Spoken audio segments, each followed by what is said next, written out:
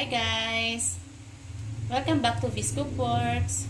Today we will be cooking egg soup with moringa leaves. Here's the ingredients: moringa leaves, egg, onion, garlic, water, and chicken stock. Today I will teach you a simple recipe. Very delicious, nutritious food, especially for our kids. Okay, let's start.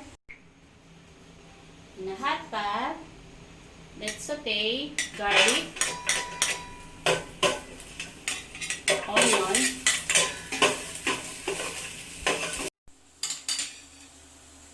and then let's add water.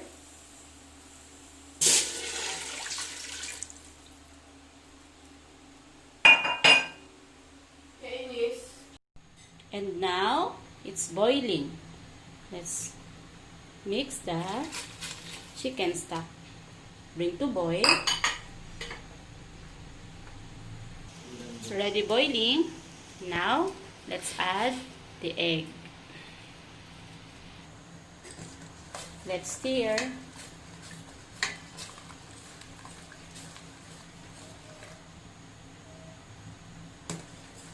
While stirring, let's season it with salt and pepper.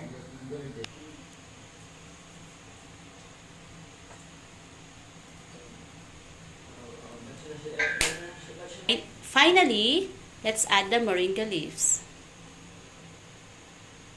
There's a lot of ingredients added in this kind of soup. Onion.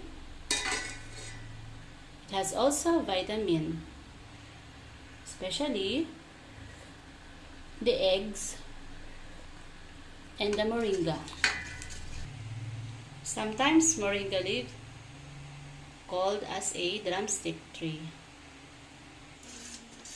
There's a lots of minerals and vitamins that we can get in this moringa, like calcium, zinc, potassium, magnesium, iron, nicotinic acid, folic acid, vitamin A, B, C, and D, also beta-carotene.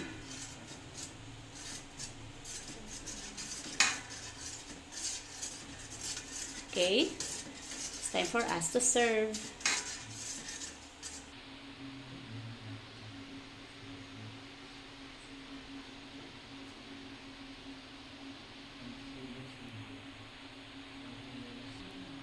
Okay, let's enjoy eating. Bon appetit! Don't forget to please subscribe to this channel, this Cookworks. Until next time, bye!